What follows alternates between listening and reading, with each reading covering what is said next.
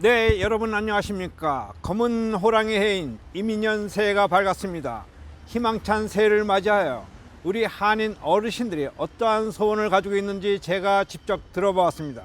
안녕하세요. 새해가 밝았습니다. 네. 어디에 사시는 누구시죠? NLA 사는 홍춘옥입니다. 네, 희망찬 새해에 소원이 있을 텐데 어떤 소원을 가지고 계세요? 뭐니 뭐니 해도 건강이 제일이고요. 네, 평화스러운 것이 제일이죠. 그렇죠. 네. 지난 2년 동안도 팬데믹 속에서 건강하게 잘 지내셨죠? 네. 하여튼 올해도 그 건강을 잘 챙기실 거죠? 네. 네, 안녕하십니까. 어디 사시는 누구시죠? 네, 안한대를 사는 김자, 정자, 태자입니다. 네, 올해 소원을 좀 한 말씀 해주세요. 뭐니 뭐니 해도 한인 여러분들이 이민 오셔서 고생하시는데 네, 제일 건강이 제일이고 네네, 뭐 저저랑 금년에는 네, 운수대동하시고 네, 뭐 한간에는 네네. 서로들 옥신각신 예, 하는 네. 이들에도 싹 없어져 잃어버리고, 잃어버리시고 예. 새롭게 이제 화봐요. 화합과 네. 잘 지내주시면 정말 감사하겠습니다. 예, 그러니까 한인 사회가 이 어떤 평화 속에서 더 큰 발전을 하기를 바란다는 이런 말씀이죠. 예, 바로 그겁니다. 우리가 화합해서 아무리 밉더라도 한간에는 이상한 말씀을 하시고 자꾸 외람되게 하시는데 네네, 그러니까 좋은 말만 하자 이런 말, 네, 좋은 말만 좋은 하고, 말씀만 하시고 서로 네. 단결해서 네. 아이고. 네. 서로 칭찬하는 속에서 네네. 운수대동하세요. 예, 알겠습니다. 네, 네. 고맙습니다. 네. 아, 네, 안녕하세요. 새해가 밝았습니다. 선생님이 누구시죠? 네, 저는 알렉산더 살구리 송진호입니다. 네, 지난 2년 동안 팬데믹 속에서 참 고생 많으셨죠? 예, 다 똑같은 고생을 다 겪었죠. 네, 올해는 이제 그러한 팬데믹이나 코로나, 오미크론이 싹 물러가고 좀 어르신들이 이제 좀 더 안정되게 이렇게 생활했으면 좋겠죠? 예, 물론이죠. 모두들 다 올해는 좀 네네. 건강하고 좋은 시간을 가졌으면 좋겠습니다. 네, 알겠습니다. 감사.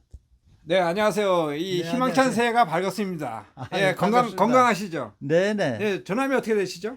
김근욱이요. 네, 이 올해 소원을 혹시 가지고 계신 게 있어요? 소원이요? 아니 소원은 뭐 네네, 그냥 건강이죠? 그러면 네, 건강하고 네, 그냥 네. 그저 나중에 네. 나이가 많다 보니까 네네. 나이가 그러니까- 점점 더 많을수록 이저 건강한 거 그거밖에 생각이 안 나요. 예, 그러니까 그거. 어르신들이 건강해야 또 젊은이들도 건강하니까 그럼요, 하여튼 올해는 그럼요. 더욱더 건강하시고요. 예, 예, 더욱더 이 행복하게 예, 생활을 하시기를 바랍니다. 예. 아유 감사합니다. 네. 예. 지금까지 애난데일에서 김성환이 간다였습니다. 네, 여러분 안녕하십니까. 현장 뉴스 지금 시작합니다. 오늘은 워싱턴 한인회가 시무식 행사를 가졌습니다. 폴라박 회장님과 이야기를 나눠보겠습니다. 안녕하십니까. 안녕하세요. 새해 복 많이 네, 받으세요. 오늘 시무식 행사를 가졌는데요. 의미가 어디에 있는 거죠? 저희가 의미는 지금 코로나와 오미크론으로 네네. 모든 분들이 움직이기가 불편한 상황에 계시잖아요. 네. 그래서 저희가 가족적인 분위기로 저희 임원진과 네. 중요한 어르신들을 모시고 네. 저희가 새해 시작을 힘차게 한번 해보는 의미로 시작을 했습니다. 네, 그러니까 힘찬 스타트를 하셨는데요. 네. 올해 워싱턴 한인회가 나갈 방향과 주요 사업 계획이 좀 몇 가지만 설명 좀 해주시죠. 네, 우선 저희가 주류사회에 많은 참여를 하는 워싱턴 한인회로서 네네. 일단은 저희가 1월 1일이니까 네네. 집안 어르신부터 네. 챙긴다는 그러한 취지 아래 네. 저희가 시무식으로부터 네. 어르신들을 공경하고 네, 그리고 이제 주류사회와 네. 차세대 차세대 육성, 육성, 네. 예, 그다음에 공공외교 자연스럽게 다가가는 공공외교 한인들이 이렇게 이제 많은 우리 한인들이 궁금해하는 차세대 육성은 어떠한 그 방법으로 하실 계획이세요? 네, 저희 차세대 육성은 네. 앉아서 세미나 이런 거를 하는 게 아니라 네네. 저희 주류사회에 다가와서 네. 주류사회의 차세대들과 저희 재외동포 차세대들과 같이 어우러지면서 공공외교, 네. 저희 문화, 풍습, 예, 자연적스러운 그런 활동을 하게끔 저희가 지원할 네, 그러니까 하고 있습니다. 현장 교류 위주로 네네, 가신다는 네. 말씀인데 또 한 가지 동포사회 봉사도 좀 여러 가지 계획하고 계시는 게 있죠? 그렇죠. 대표적인 게 어떤 봉사를 하실 예정이죠? 올해? 저희는 네.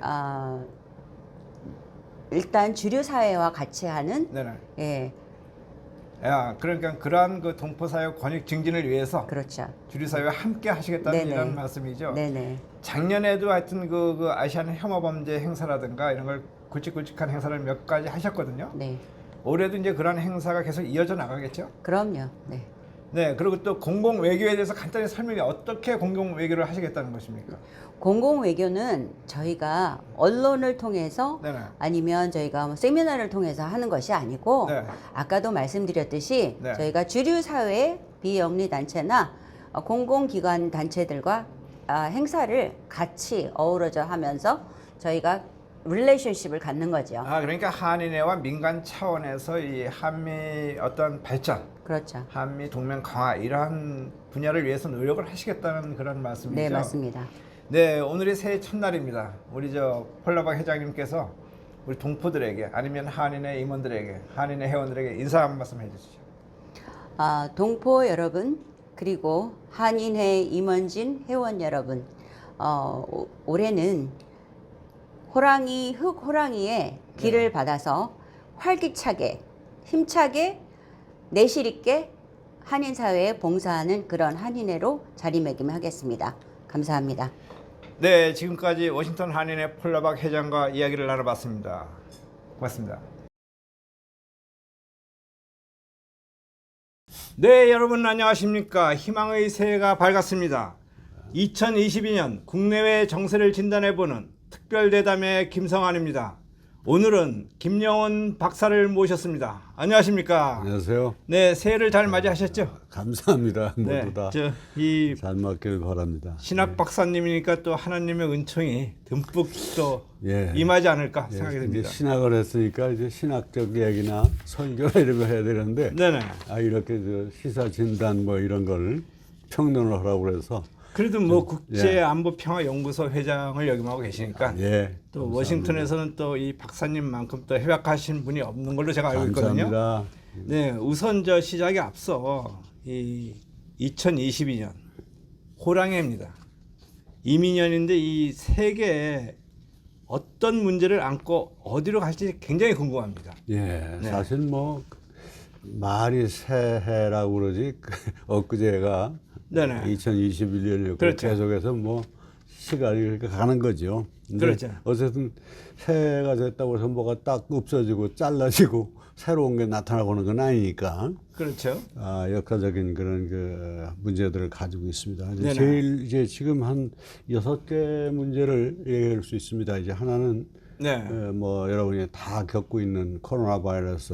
그렇죠. 이 코로나 바이러스가 사실은 뭐 델타 바이러스라든지 뭐 네네. 무슨 뭐 요즘은 이제 오미크론이라든지 네, 뭐 이런 그렇죠. 얘기를 합니다. 그런데 사실은 그 이제 델타라든지 이런 것들이 이제 히라버 알파벳인데 네네.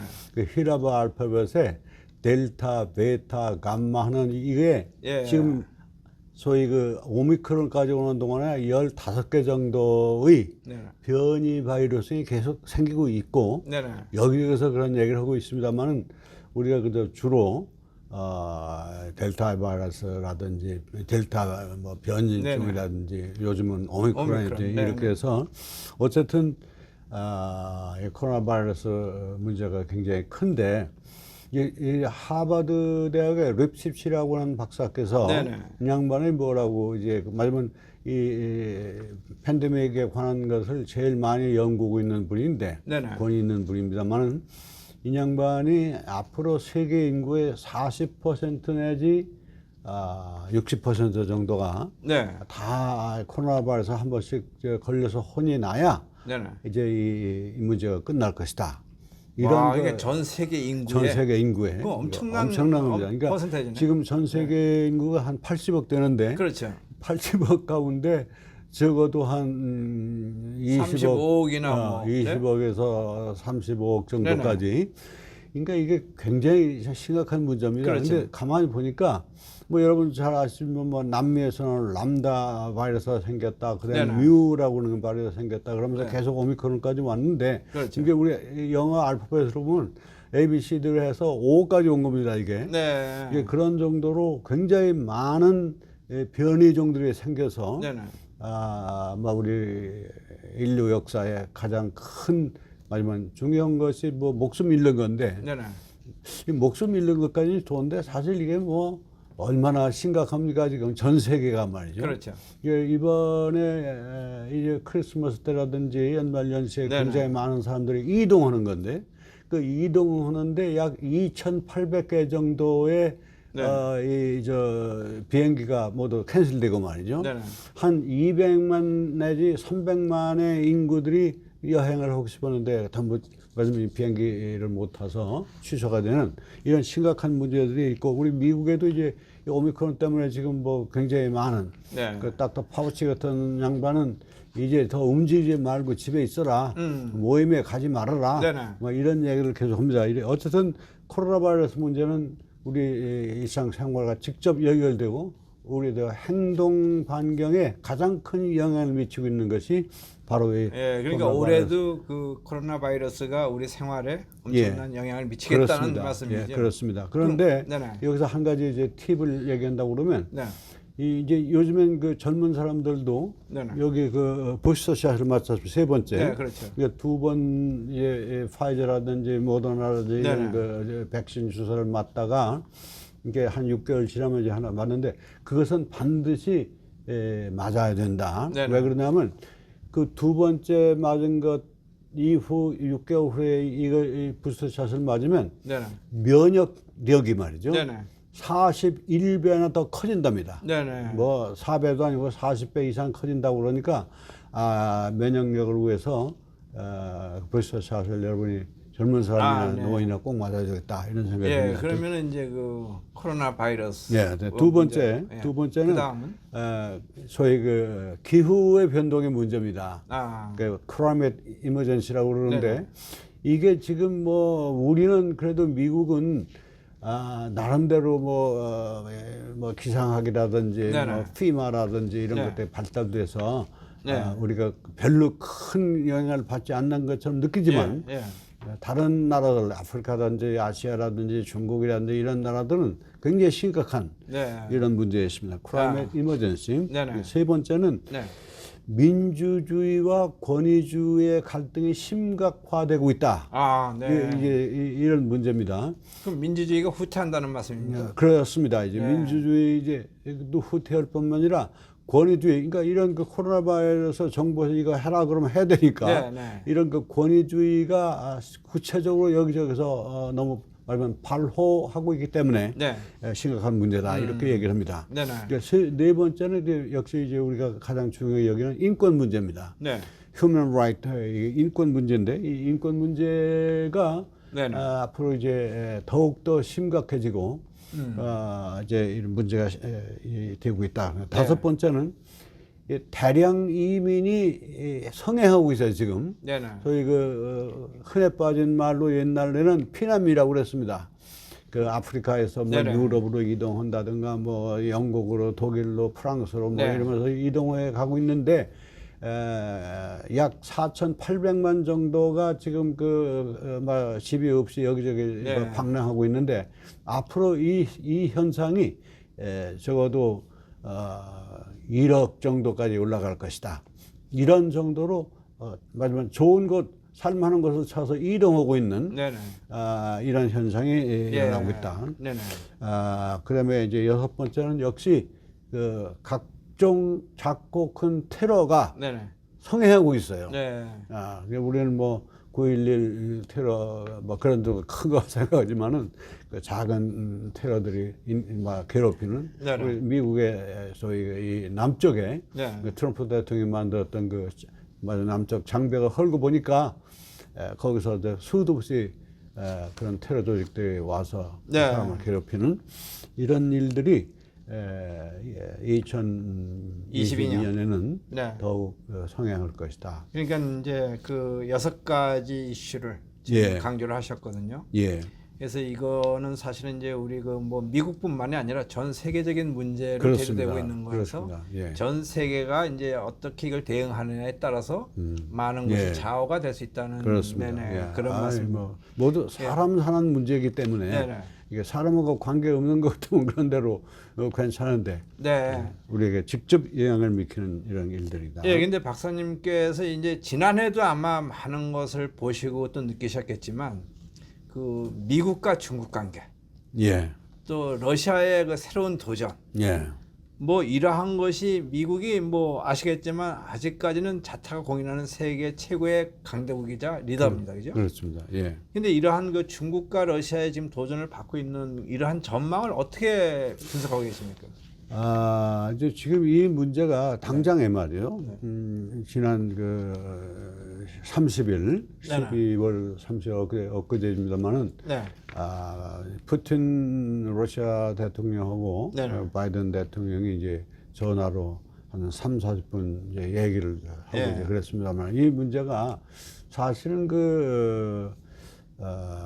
러시아가 그 유크레인, 네네. 우크라이나를 지금 침공할 준비가 다 되어 가지고 네, 지난번에도 그 크리미아 반도를 뺐었는데 네, 이번에는 거기다가 군사 기지를 설치하고 여기저기 맞으면 그 국경선을 에워싸고 네네.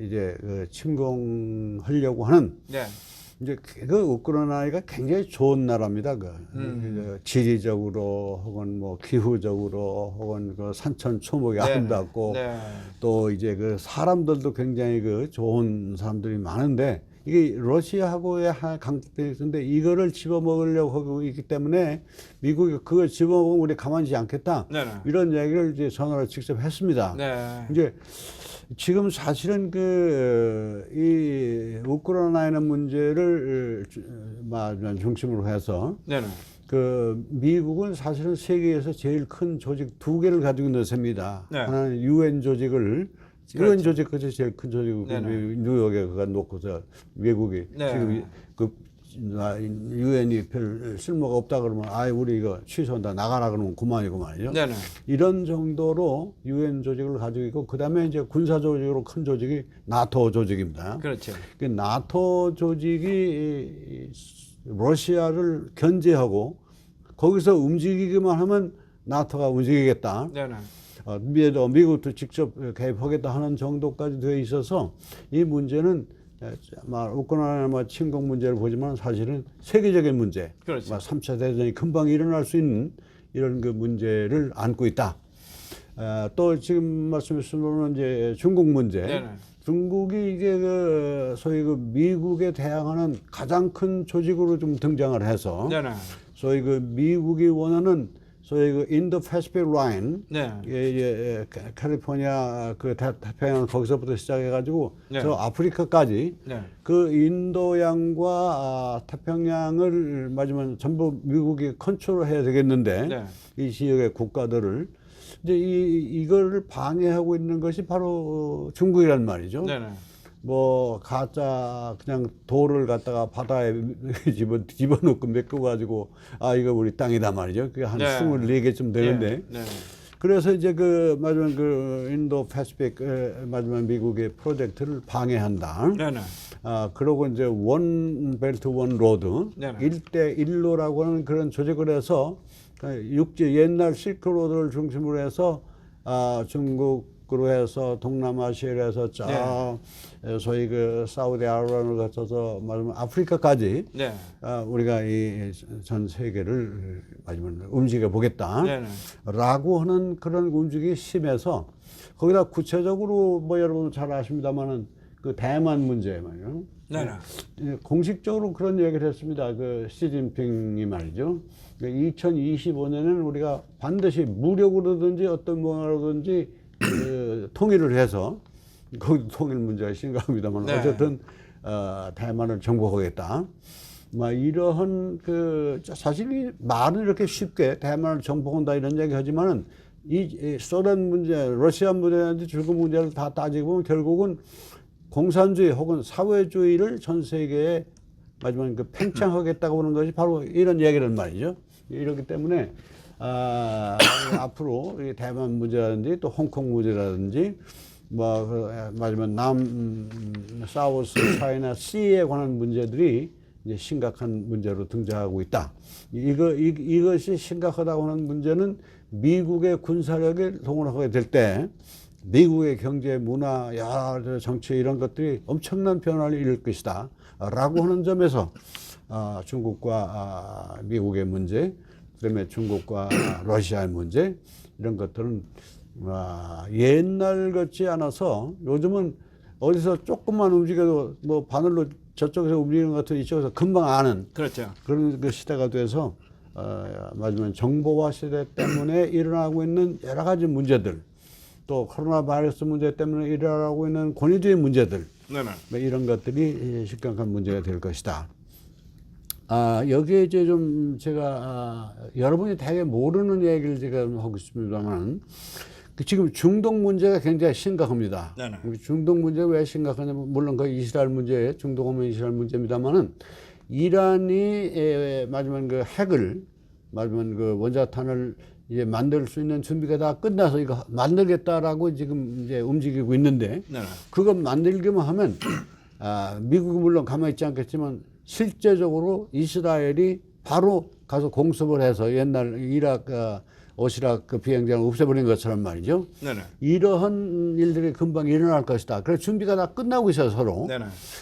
이런 문제가 심각하게 중동 문제에 지금 자리 잡고, 물론 팔레스타인 문제도 계속 있습니다만은, 또 여기에 지금 여러분이 잘 모르시는 것 가운데 하나가 뭐냐 하면, 네네. 카타르에서 금년 11월에 그 카타르에서는 올림픽보다도 더 인기가 있는 월드컵이 거기서 열리고 있어요. 그렇죠. 월드컵이 거기 열리고 되어 준비를 하고 있는데, 그렇죠.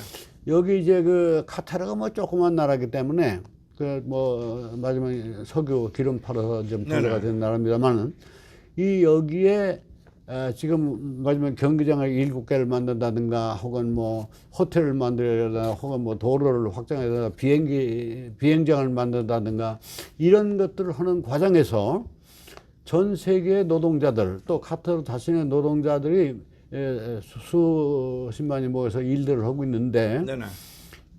작년에 6,500명이 죽었습니다. 그 노동자 6,500명이 죽었는데, 그 이유는 너무 혹사를 했다. 네네. 그다음에 마지막 봉급 혹은 월급이 굉장히 작았다. 네네. 뭐 이래서 마지막 쇠약한 사람들이 더욱 쇠약해지는. 네. 그래서 죽음에 이를 수밖에 없는 이런 일이 한두 명도 아니고 6,500명이 죽었는데, 그래서 그 카타르에서 과연 그런 인권이 무시되고 있는 그 나라에서 그걸 해야 될 것인가 안 해야 될 것인가. 네. 소위 이런 문제들 때문에 그 월드컵이라고 하는 그 세계 많은 팬들을 흥분시키고 있는 네네. 이런 문제들이 심각한 문제로 등장하고 있다. 그렇군요. 그러니까 이런 것도 지금 현재 일어나고 있는 문제 중에 하나고. 네. 그다음에 이제 이 아시아로 좀 우리가 좀 와봅시다. 그렇죠. 아시아 와보면 당장의 중국 문제인데, 이제 2월달에 이제 뭡니까 윈터 올림픽. 네네. 뭡니까 겨울 동계 올림픽. 동계 올림픽을 하는데, 지금 현재 미국이 소위 디플로마틱 보이콧. 네네. 맞으면 선수들은 가지만 미국의 정권 대표자들이 뭐 부통령이 가든지 대통령이 가든지 뭐 무슨 장관이 가든지 가서 뭘 해야 되는데 그걸 안 하겠단 말이죠. 네네. 그렇게 시작을 해가지고 휴먼 라이트의 문제가 크고, 네. 여러 가지 맞으면 세계적인 바이올레이션을 하고 있기 때문에, 네. 여기에 참여하지 않겠다고 해서 많은 국가들이, 미국과 동조하는 한 40여 개 국가들이 우리도 대표를 안 보내겠단 말이죠. 예. 그러니까 이런 문제 가운데 있는데, 이 한국의 이게 지금 굉장히 큰 문제로 등장했습니다. 네네. 엊그제 무슨 일이 있었냐면, 서울에서 대만 대표들, 또 이런저런 대표들이 모여서 이제 미팅을 하나 하게 돼 있었는데, 네네. 그 대만 대표를 그냥 캐슬해 버렸어요. 오지 말라. 너 참여하지 말아라. 중국 때문에 그런 걸 말이죠. 네. 그래서 이게 지금 이게 미국의 유명한 학자들, 유명한 네. 정치가들, 유명한 미국의 고위직을 가진 사람들이 이 한국의 요거 지금 아주 큰 문제를 가지고 있다. 네네. 문제는 소위 파트너를 중요시 여길 것이냐, 아니면 동맹국을 중요시 여길 것이냐, 파트너냐 동맹국이냐. 네네. 그러니까 한국이 이제 변명하는 건 뭐냐면 그 중국과 우리가 무역을 굉장히 많이 해서 우리 마지막 그 수입원을 높여주는 그런 나라인데 그 중국 마켓을 잊어버리면 우리는 좋은 마지막 그 경제적 파트너가 이게 없어지니까 문제가 된다. 네네. 다시 말하면 돈 벌기 위해서 동맹국을 제외한다든가 무시한다든가 소홀히 한다든가 하는 문제들이 심각하다고 해서 미국의 학자들도 미국의 정치가들도 미국의 모든 고위직들이 한국을 지금 문제삼고 있는데 아마 문재인 정권은 이제 정권이 끝나는 판국이니까 네, 이제 뭐 할 대로 하겠다. 뭐 3월이면 그러면서 이제 끝나니까. 가는 것이면 이 문제가 지금 심각한 문제가 있고 네. 중국 자체 안에도 이게 문제가 많습니다. 네, 이게 네. 부채가 많다라든가 네, 네. 경기가 침체되어 있다든가 또 14억 1천만 명이네 지금 인구가. 네. 이 14억 1천만 명 가운데 고령화 인구가 굉장히 많아가지고 네네. 뭐 일을 안 하고 받아먹고 살아야 되니까 이런 고령화 문제라든지 또 가장 중요한 기후 환경 문제, 뭐 석탄 가스가 대입다 남아가지고 뭐 서울까지 서울에 한국의 미세먼지까지 보내는 이런 문제들이 있어가지고 이제 막말로 시진핑을 이제 갈아야 될 거 아니냐. 근데 시진핑은 오히려 다음번에 있는 선거에서 승리하면 5개년짜리 대통령 혹은 그 주석직을 3번 하니까 3, 5, 15, 15년을 해서 한마디로 말하면 모택동과 맞먹는 정도의 권력을 가지게 될 것이다. 네. 여기에 미국은 가장 큰 문제를 안고 있기도 하다. 네.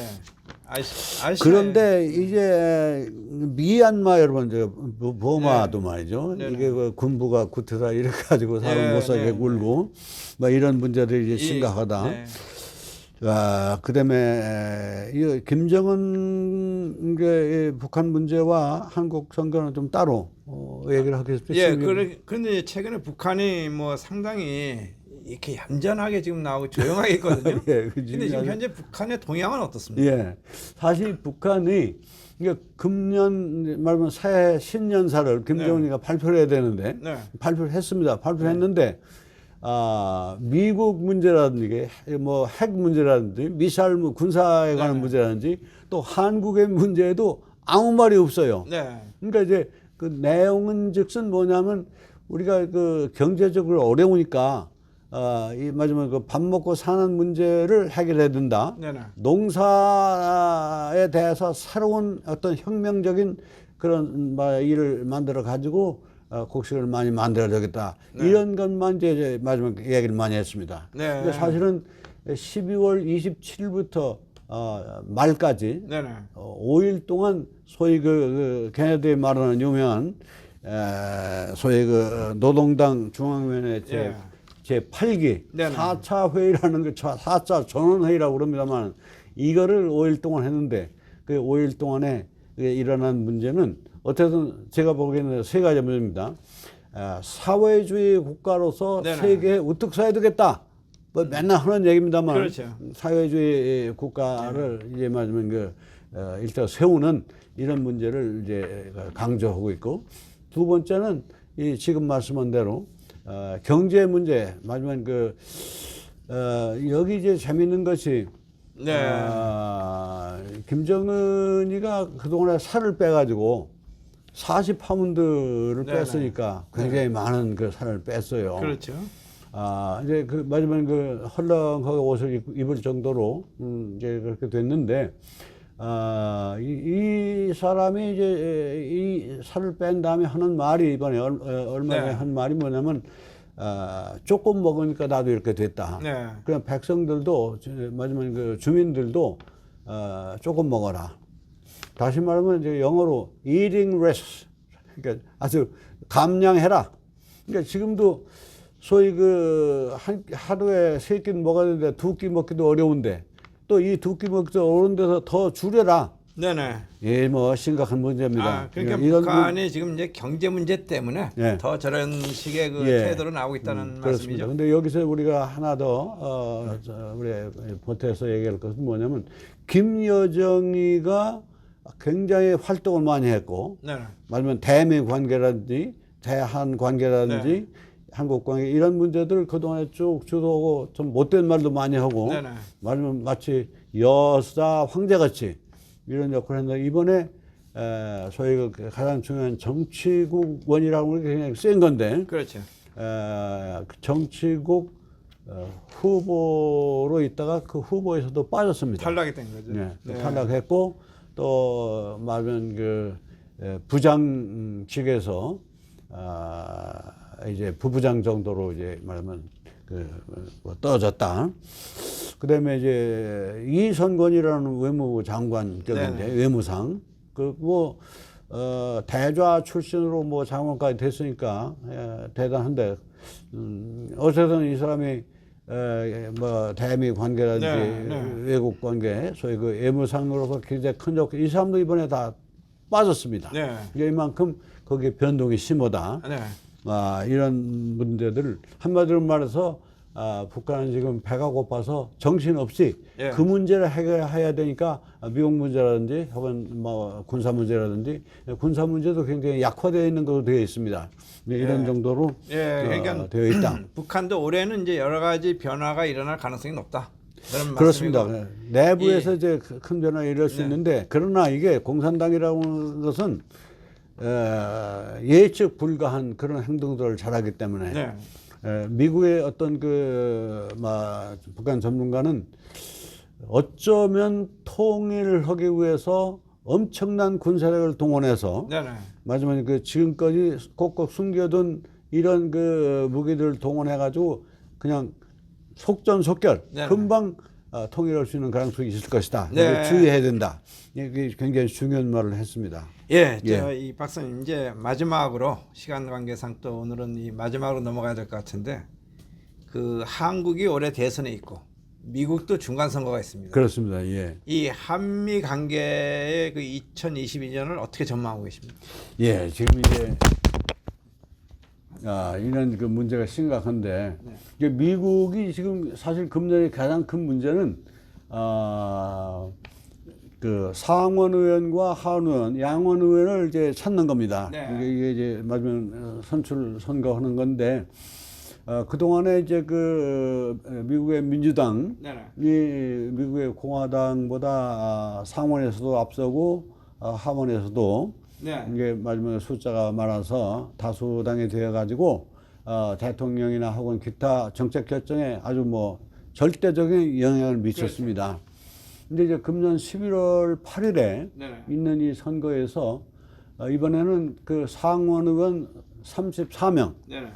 34명을 이제 선출하게 되는데 뭐 아시다시피 상원은 6년제니까 네네. 그동안에 그만둔 사람도 있고 뭐 임기가 좀 남은 사람도 그렇죠. 있고 그래서 11월에 금년에 선거를 선출할 사람이 34명인데 네네. 현재 20명이 공화당에 우세하다. 34명 가운데. 그다음에 14명이 민주당에 유리하다. 그래서 이런 그리고 제가 봐도 물론 그렇습니다. 이제 그동안에 여러 가지 문제를 봐서 공화당이 상원 의석을 다수당으로 차지할 것이다. 이렇게 된다고 하면 지금 제일 많이 양보해도 2석 이상은 마지막 공화당이 차지할 것이다. 이렇게 생각하고 있습니다. 될 가능성이 그렇습니다. 맞습니다. 그리고 이 하원 의원은 2년 만에 한 번씩 뽑으니까 이게 금년에 이걸 다 뽑는데 여기서도 지금 현재 2석 이상을 그냥 이렇게 내버려 둬도 2석 이상을 차지할 텐데 앞으로 아마 이 캠페인을 벌이고 이제 여러 가지 마지막 선거 활동하게 되면은 적어도 10석 이상을 더 많이 차지할 것이다. 이렇게 되면 이렇게 되면 미국의 정치가 엄청난 변화를 가져오고 세계에서 마지막 외교 정치에도 엄청난 그 파급을 주고 있을 뿐만 아니라 지금 말씀한 대로 한국이 한국이 지금 이제 그 윤석열 씨가 이게 뭡니까 이제 국민의힘 이제 후보로 나가 있는데 42%까지 올라가는 사람이 요즘에 28%막 이렇게 막 떨어졌어. 계속 떨어집니다. 그러니까 2030이라고 하든가 뭐 20대, 30대 젊은이들이 지지하던 그 지지 세력이 돌아버렸어요. 그러니까 여기에 이제 큰 심각한 문제가 있고 또 국민의힘 내부에 그 말하면 대표되는 이준석 대표 같은 사람들이 지금 그 후보 후보에 막 배제하는 갈등 속에 있고 이렇게 되니까 이제 뭐 김정은 같은 사람들은 안철수 같은 사람들하고 안철수 후보가 한 3%, 4% 지금 9% 이상 올라갔습니다. 한 10% 됐는데 이런 사람들하고 이제 말하면 통합을 해서 이 선거에서 반드시 이겨야 돼요. 정권 연장이냐, 소위 그 정권 연장이냐, 정권 교체냐, 이 문제를 놓고 볼 적에 좌파 혹은 좌향으로만 가던 이 소위 그 사회주의 성향을 가지고 있는 문재인 정권의 연장선. 이제 사실은 이것이 김대중, 노무현,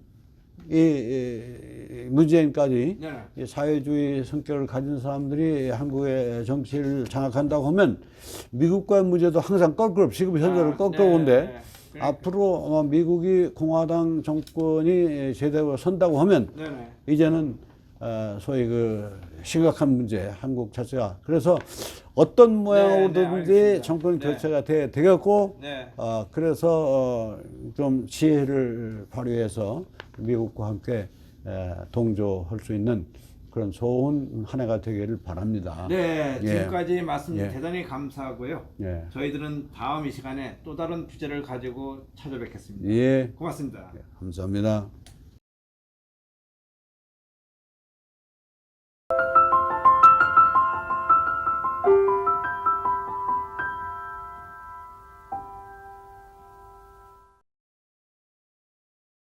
고향은 우리가 기운이 떨어졌을 때 기운을 재충전하러 가는 겁니다. 사람 보러 가는 게 아니에요. 내 줄은 고향에 그 줄이 있기 때문에 이 전기는 고향에 가서 받아야 내가 아프고 힘들면 고향 산천에 들어가는 거예요. 그래서 또 전기 받아서 몸을 회복해가지고 또 오는데 전기는 고향에서 받는데 뇌를 뭔가 몰라가고 우리가 전기가 왜 떨어지느냐 하면 내가 지식을 바르게 갖추지 못해갖고 상승하지 못하면 전기가 떨어지는 겁니다. 여기서 자꾸 이제 사람들한테 치이죠, 이제. 왜 지식을 못 갖춰가지고 내가 사회에서 대하는 것이 틀리게 대하게 되면 한번 여기서 쇼크를 받는 거죠. 또 어떤 일을 처리해야 되는데 이걸 잘못 대하면 또 쇼크를 받죠. 사람을 또 대했는데 사람한테 바르게 행위를 내가 지금 해야 될 행위를 바르게 못 했을 때 또 쇼크를 받는 겁니다. 이걸 자꾸 받으면 내 기운이 자꾸 떨어져요. 예를 들어가지고 내가 이 사람한테 이야기를 하는데 잘 이해를 시켜준다라는 것은 내가 지식을 잘 갖춘 사람이라고 이야기하는 거죠. 그럼 저 사람한테 이야기를 하는데 이야기를 잘 해주니까 이 이야기가 저 사람한테 들어가 버렸어요. 그러면 나는 쇼크를 안 받습니다. 내가 갖춘 에너지를 저 사람을 위해서 줬기 때문에 나한테는 새로운 전기가 들어와요. 근데 내가 저 사람한테 말을 하는데 저 사람이 잘 안 받아들여져요. 안 받아들이지면 어떻게 하냐? 내가 쉬게 하면 할수록 이것이 튕겨 나오는 게 더 세요. 사살하면 사살 튕겨올 긴데 쉬게 내가 강하게 하니까 들어가갖고 이게 안 받치고 소화가 안 되면 튕겨 나와서 나를 친단 말이죠. 에너지 요거 있죠. 핑퐁 있죠. 공을 이래 갖고 딱 쳤는데 시계 쳤어요. 절마 방향을 내가 잘못 치면 인마가 내한테 들어와서 내를 때리보거든요. 이게 내가 맞는단 말이죠. 말은 똑같은 원리입니다. 내가 저 사람한테 말을 했는데 저 사람한테 싹 들어가면 이게 공덕이 돼요.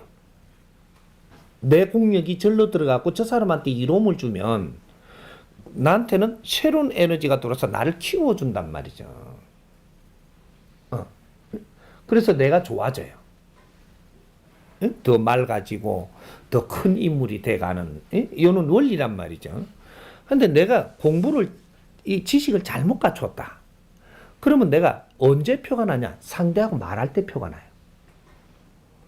지식을 잘 갖춘 사람하고 못 갖춘 사람은 상대하고 말을 할 때 표가 나지. 상대를 대할 때. 가만히 있을 땐 표가 없어요.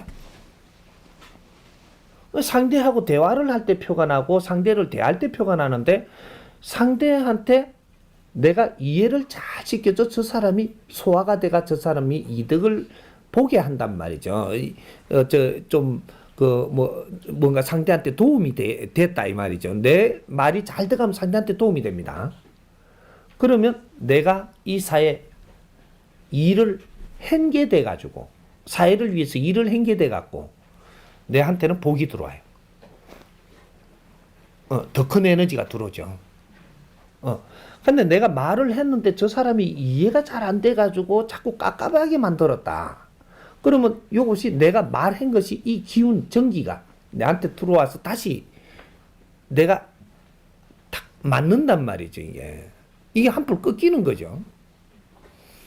그래서 우리가 대화를 할 때 저 사람이 잘 안 받아들이지만 내가 갑갑하죠. 답답해집니다, 자꾸. 왜? 이 기운이 저 가서 절로 들어가지를 안 하고 튕기가 와갖고 내한테 자꾸 이렇게 치니까 내가 갑갑해져요. 요때 전기가 떨어지는 겁니다, 기운이. 요래 갖고 이제 우리가 한 1년에 뭐 6개월이라도 내가 이렇게 그렇게 살다가 보니까 갑갑하죠. 그럴 때 고향 갑니다. 전기 받으러.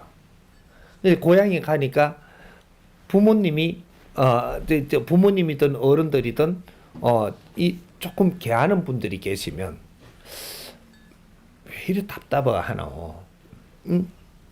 그러고 몇 마디 이렇게 해줍니다. 그러면 그 말이 내한테 싹 들어오면 내 깝깝한 게 풀려요. 어른들의 말씀이 그만큼 위력이 있다라는 얘기입니다. 내가 나를 쳐서 답답하게 만들어 놓은 것을 어른들이 몇 말씀 해주시는데 내한테 싹 먹혀 들어오면 내 전기가 약했던 게 싹 찬단 말이죠. 그래서 깝깝한 게 풀립니다. 그래서 다시 가가지고 힘을 받아 일을 하죠. 여기 고향 가던 이유예요. 근데 고향에 가니까 우리한테 필요한 말을 해줄 수 있는 그런 질량의 분이 없는 거죠. 그럼 고향 가기 싫은 겁니다. 그게 설 명절은 그런 날이라는 거죠. 겨울에 우리가 한참 기운이 어려울 때, 한참 겨울에 되면 참 이게 많이 기운이 다운되거든요. 그리고 봄이 올 때 이제 설이 되면 이제 고향에 가서 좋은 말씀을 듣고 오면 내가 다시 이제 그 현장에 내가 삶터에 가면 굉장히 이제 힘이 생깁니다. 근데 고향 가서 내가 그런 덕담을 받지를 못하고 그냥 오면 지쳐요. 갓도 와가지고 지친다라는 거죠. 지쳐가지고 올라오면서도 그 짜증이 막 안 풀렸잖아요. 안 풀리면 올라오다 사고도 나고. 뭐 이게 명절에 사고가 제일 많이 나는 거 아닙니까? 차는 몇 개가 천천히 가는데 왜 사고가 그만큼 많이 나노? 뭔가 가가지고 못 풀고 올라오는 겁니다.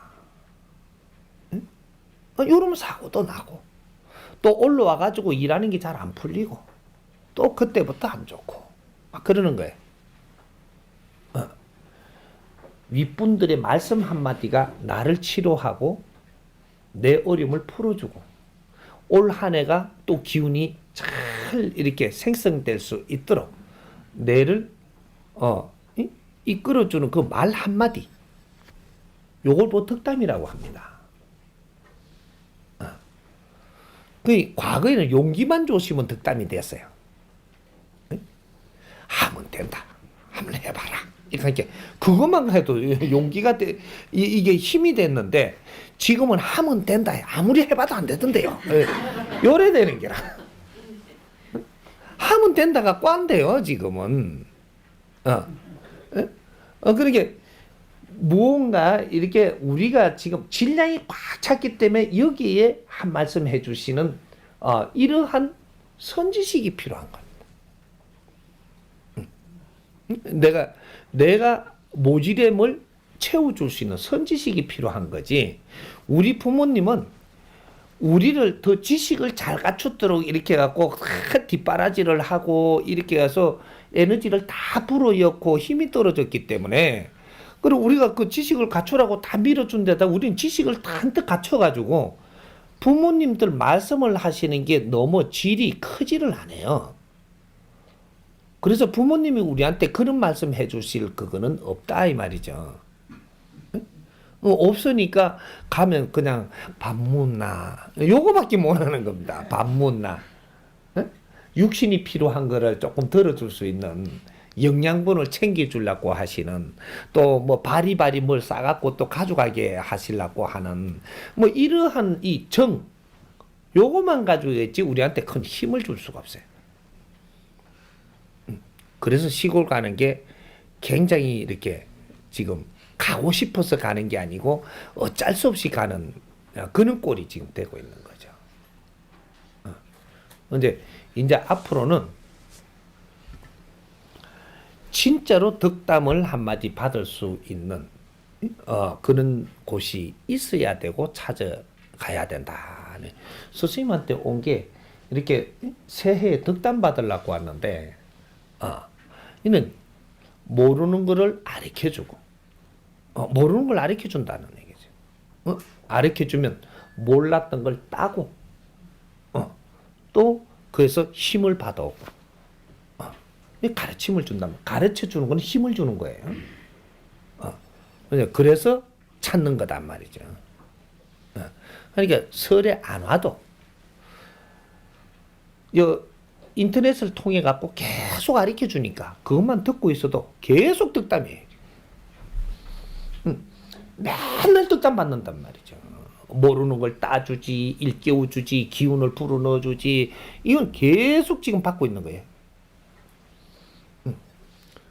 이게 과거니까는 이게 저 시골까지 차 타고 가지고 한 말씀 들으려고 간 거고 지금은 인터넷 열어갖고 내한테 해주면 가만 앉아서 그냥 되는 거예요. 그런 세상이란 말이죠. 그러니까 인자 쫓아다닐 세상이 아니에요. 그러니까 우리가 설 풍토도 지금 바뀌고 있고 명절 풍토가 바뀝니다. 앞으로 바뀌고 있으니까 이런 걸 어떻게 잘 우리가 만져가면서 앞으로 우리가 우리 문화를 다시 꽃피울 거냐 이런 걸 그 안에 내용이 있어야 돼요. 명절도 그 안에 내용을 만들어 갖고 우리가 장착을 해서 국제사회에서 볼 때 너무 좋아 보이는 또 너무 이게 이 진짜로 알차고 이런 날을 우리가 보내는 민족으로 인류에 보여야 되는 것이지 지금 그냥 고향에 왔다 갔다 뭐 이렇게 한다고 되는 게 아니다는 얘기죠. 이해돼요? 네.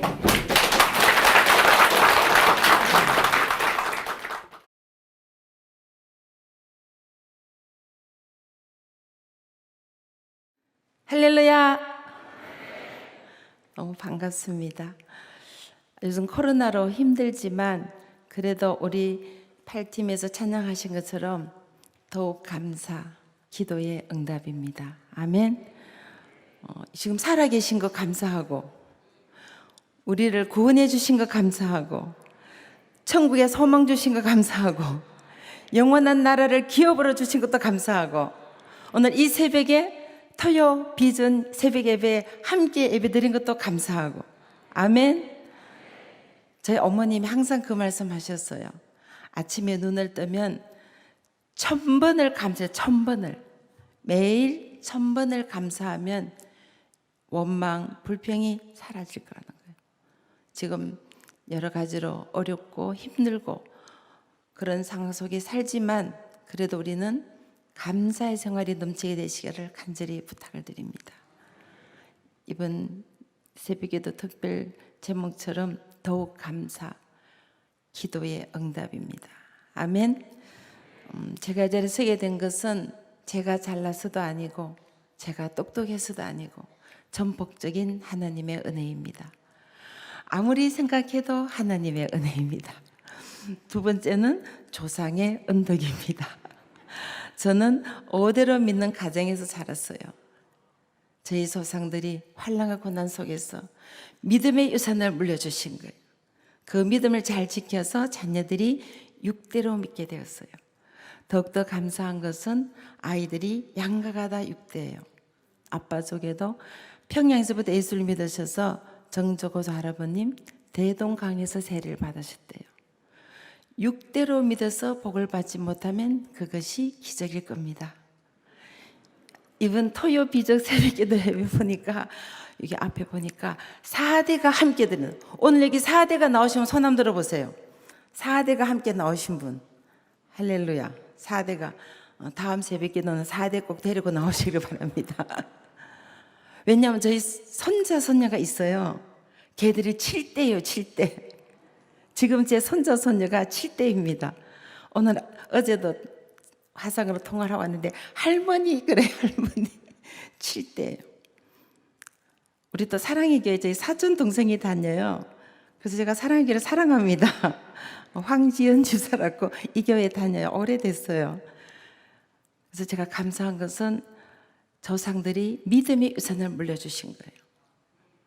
혹시 여러분 가운데 처음 교회 나신 분은 절대 실망하지 마십시오. 제 주일학교 친구 중에 제가 전도에서 나온 친구가 저를 가장 부러워했어요. 저는 그 친구에게 나는 너가 더 부럽다 그랬어. 나는 죽도록 믿어도 너처럼 믿음의 조상이 될 수가 없거든. 믿음의 조상이 아무나 되냐. 할렐루야. 아멘. 여러분 처음 믿는 분은 나는 아브라함 같은 믿음의 조상이 됐구나 이래서 감사하시고 또 믿음의 유산을 물려주신 분은 물려주셔서 감사하시고 이래도 감사 저래도 감사가 넘치길 간절히 부탁을 드립니다. 네 번째는 저희 어머님의 기도 덕분입니다. 저는 아주 시골에서 자랐어요. 옛날에 시골에서는 새벽 기도를 새벽 4시에 드렸어요. 저희 집이 교회 바로 옆에 있었어요. 그래서 제가 일찍 일어날 때는 어머님을 따라서 새벽 기도를 다녔어요. 제가 주일학교 새벽 기도 출신이에요. 우리 아까 8팀에 찬양한 데 보니까 초등학생 학생이 찬양을 하더라고. 할렐루야. 우리 격려의 박수를 하나 해주십시다.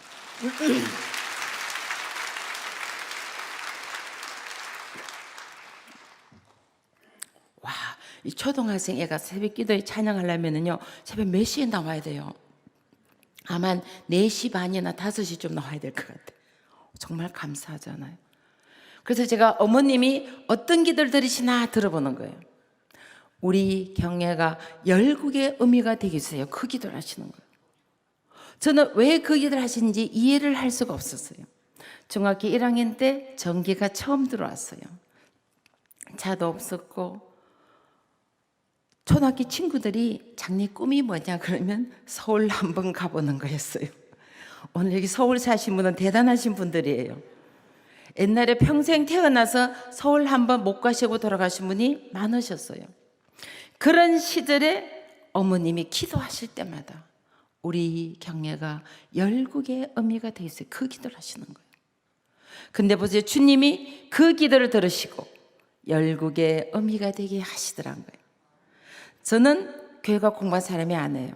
박사도 아니고 명문대 출신도 아니에요. 지방에 있는 간호대학을 나왔어요. 근데 어머니의 기도 덕분에 지금은 전 세계를 다니면서 한국 사람뿐만 아니라 한국 사람, 미국 사람, 중국, 일본, 러시아, 몽골, 아프리카, 남미, 호주 전 세계를 돌면서 1년에 지구 한 바퀴를 돕니다. 4천의 세미나를 계셨어요. 제가 잘나서 제가 똑똑해서가 아니라 하나님께서 어머니의 기도를 들으시고 열국의 어미가 되게 하시더란 거예요. 기도하는 부모의 자녀는 절대로 망하지 않습니다. 그 부모의 간절한 기도를 주님은 반드시 응답해 주시더란 거예요. 근데 어떤 기도는 오늘 당장 응답될 수 있어요.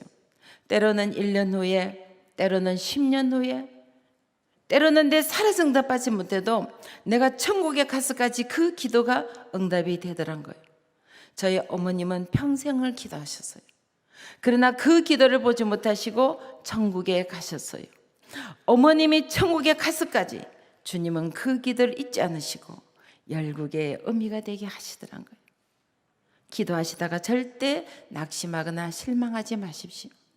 우리는 잊을지 몰라도 하나님은 우리의 기도를 잊지 않으시고 하나님의 때에 확실한 것으로 반드시 응답해 주시더란 거예요. 그래서 어머니의 기도 덕분에 공산국가에 가서도 세미나를 해요. 여러분, 중국이 지금 기독교를 굉장히 탄압하고 있잖아요. 목사님으로 수천 명을 추방을 했어요. 근데 자녀교육 세미나를 할 수 있어요. 제가 얼마 전에도 가서 세미나를 하는데요. 그 베이징시 전체에 프랭카드를 다 붙이고 다니더라고요. 그래도 문제가 되지 않는 것은 중국 아이들을 글로벌 리더로 만들어주겠다니까 문제 삼지 않는 거예요. 근데 제가 약속을 했어요. 세미나는 할 수 있는데 하나님에게 빼고는 할 수 없다. 그러면 너가 믿는 하나님만 얘기하라는 거야. 중국이 타 민족의 종교는 인정합니다. 그 대신에 중국 사람에게 예수 믿으라든지 전도나 선교는 바로 감옥을 간다고. 그래서 처음 끝까지 하나님 얘기만 했습니다. 믿으라는 말만 안 하면 돼요. 그러고 나니까 중국 엄마들이 기속말로 물어봐요. 야, 하나님, 멋진 하나님 살짝 들려주면 안 되냐. 그리고 남편들이 중국 공산당원들인데 그게 중국 공산당원들 앞에서 세미나를 하는 거예요. 끝나고 나서 그 물어보니까 중국 공산당 대학원이었어요. 하나님께서 어머니의 기도를 들으시고 중국 공산당 대학원에서 자녀교를 통하여 하나님 나라가 선포 역사하신 거예요. 그리고 전국을 다 이래요. 전국을. 여러분, 중국이 나라도 인구가 15억이에요. 거기를 다 돌리니까 앞으로 한 100년은 돌아야 되겠어요. 그리고 인도에서 세미 인도. 여러분, 인도는 힌두교 국가예요. 현재 모디 총리가 강력한 힌두교 국가를 만들겠다고 기독교를 탄압하고 있어요. 그런데 자녀교회 세미나 할 수 있어요. 인도 아이들을 명품 자녀로 만들어주겠다니까. 그래서 세미나를 하고 나니까 계속 와서 하라는 거예요. 여러분, 인도도 인구가 15억이에요. 거기도 다 돌리니까 앞으로 몇 년? 100년을 돌아야 되죠. 그래서 뉴델리로, 캘커타로, 콜라로, 벵글루루로, 자이공, 시리구리 계속 지금 돌면서 인도 사람을 대상. 태국에서 세미나했어요. 여러분, 태국은 불교 국가예요. 도시 전체가 사원으로 덮여 있어요. 불교 사원에서 학교를 세워놨어요. 거기서 가서 세미나를 하는데 제가 무의식적으로 할렐루야 이랬어요. 그러니까 스님 옆에 앉아 계시더라고. 그런데 씩 웃으시면서 아무 말도 안 해요. 태국 아이들을 글로벌 리더로 만들어주겠다니까. 문제 삼지 않는 거예요. 인도네시아에서 세미나했어요. 인도네시아는 이슬람 국가예요. 2억 5천 중에 2억이 이슬람입니다. 거기서 세미나하는데 문제가 되지 않는 것은 인도네시아 아이들을 명품 자녀로 만들어주겠다니까. 계속 가서 하라는 거예요. 여러분, 인도네시아가 섬이 17,500개예요. 거기다 돌리니까 몇 년? 그래서 계속 자카르타로, 발리로, 수라트라, 수마트라, 반동, 머나도, 뚱판소 다 이거 인도네시아 있는 도시예요. 거기를 계속 지금 돌면서 인도네시아 사람 대상으로 세미나. 여러분, 기도가 얼마나 위대한지 보세요.